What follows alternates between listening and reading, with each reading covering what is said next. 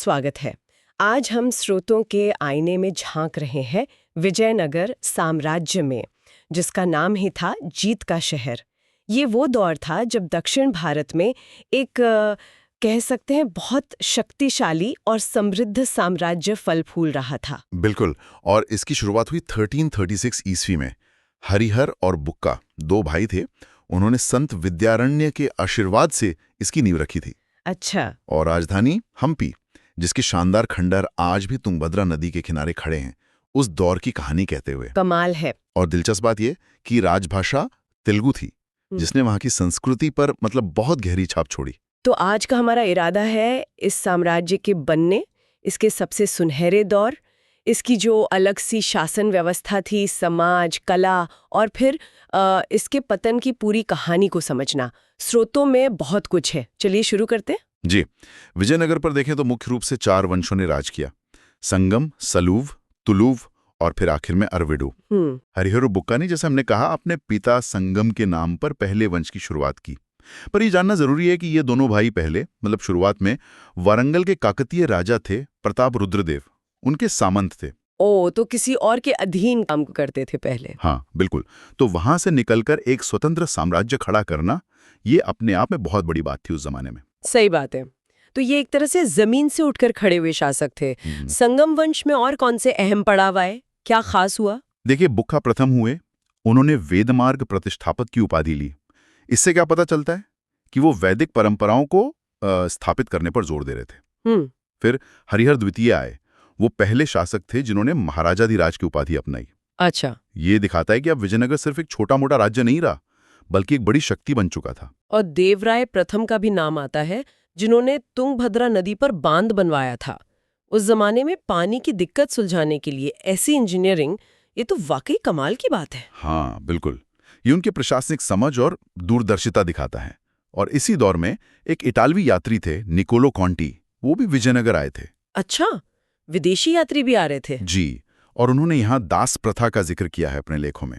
यह हमें साम्राज्य के समाज का एक और, शायद उतना अच्छा नहीं पर एक यथार्थ पहलू दिखाता है।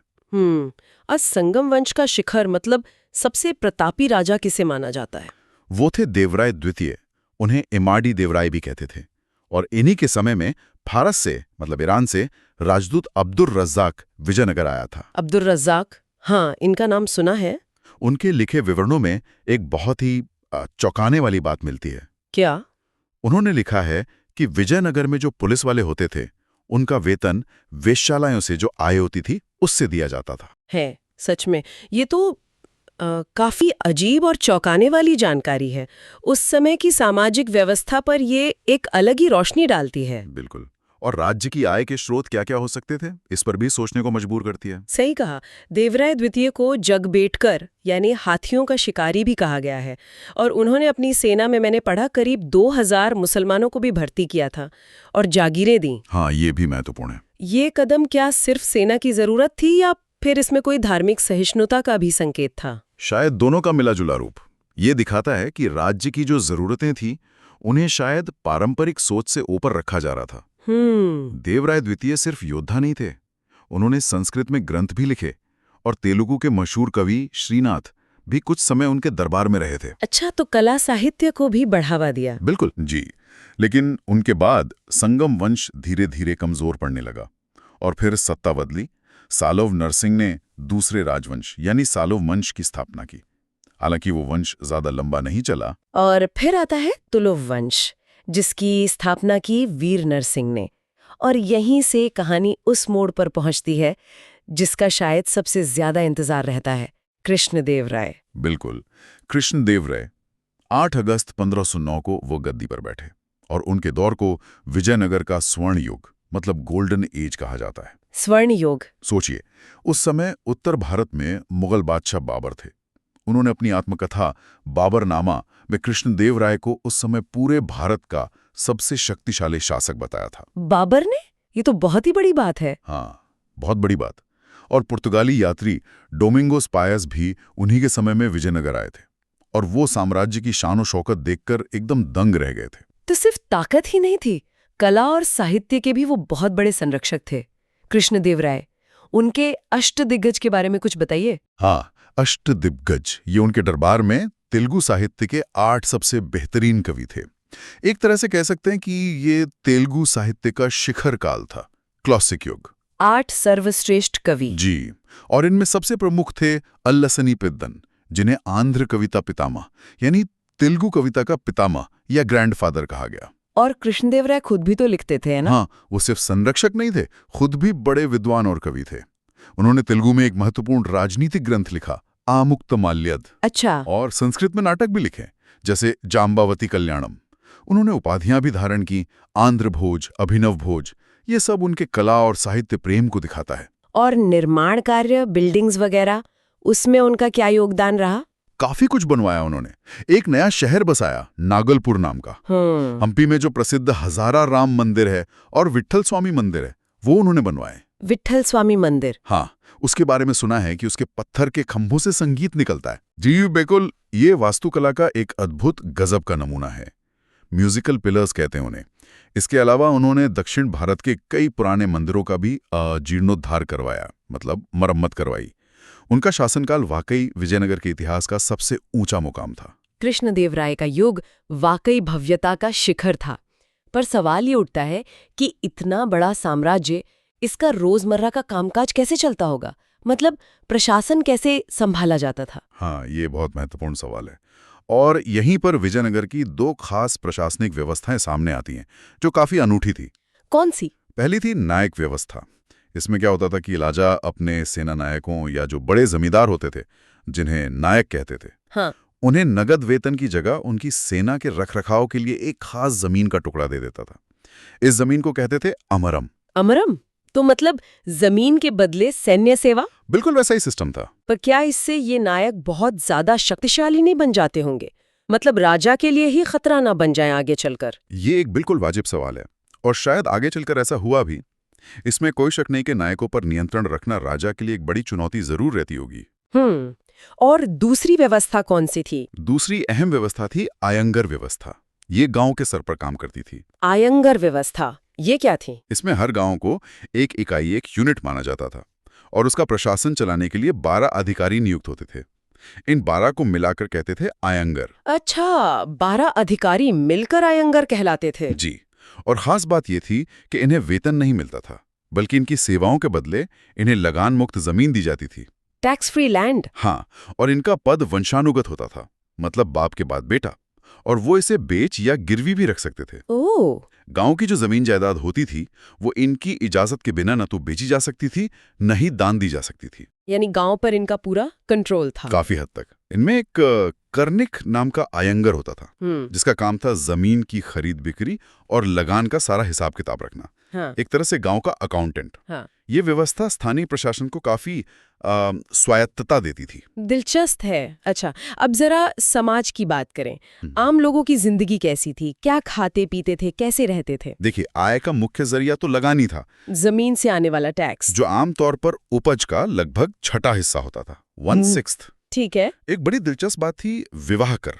शादी पर टैक्स लगता था। ओहो! और ये वर और वधू दोनों को देना पड़ता था। दोनों को? हाँ, लेकिन अगर कोई विधवा दोबारा शादी करती थी तो उसे ये कर नहीं देना पड़ता था।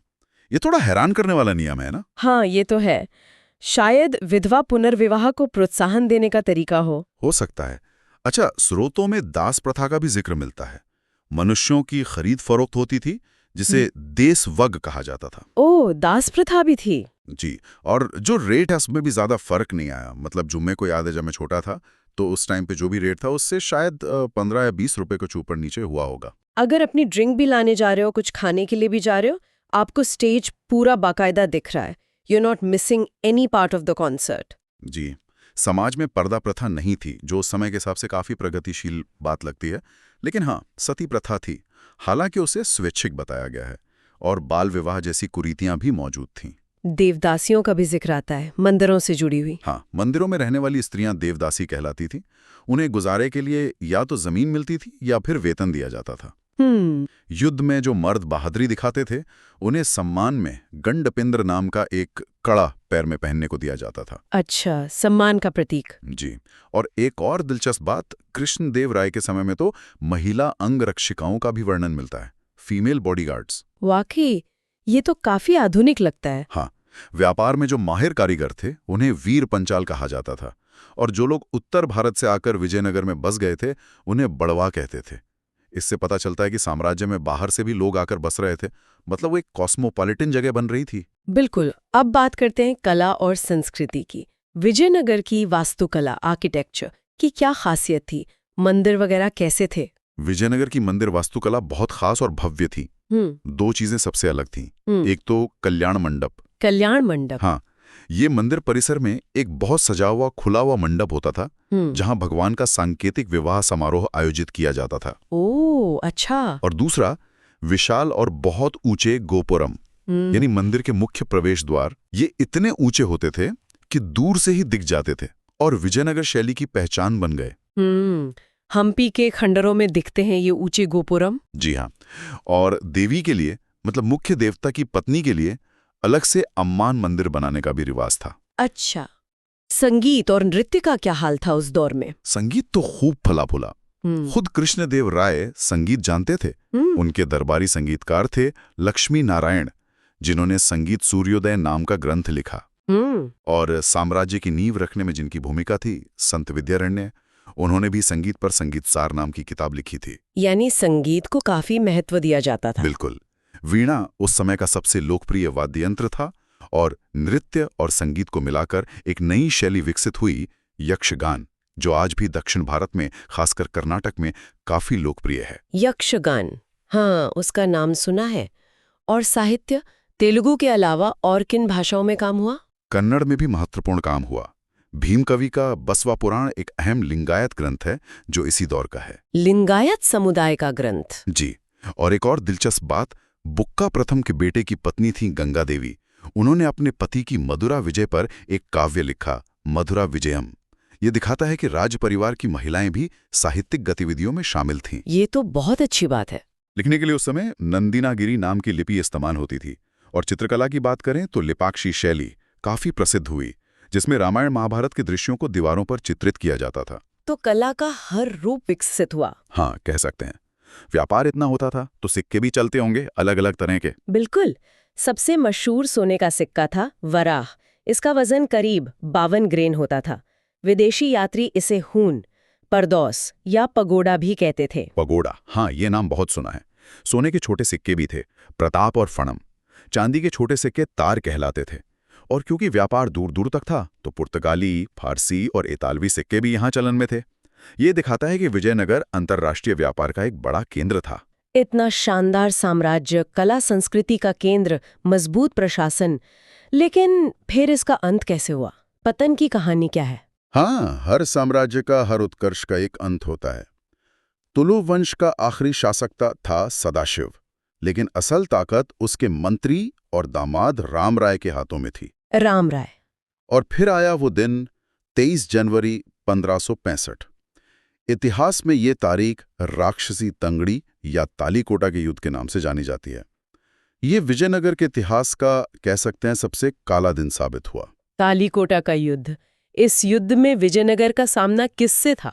वो अकेले लड़ रहे थे? हाँ, विजयनगर एक तरफ अकेला था और उसके खिलाफ थीं दक्कन की 4 सल्तनतें, बीजापुर, अहमदनगर, गोलकुंडा और बीदर।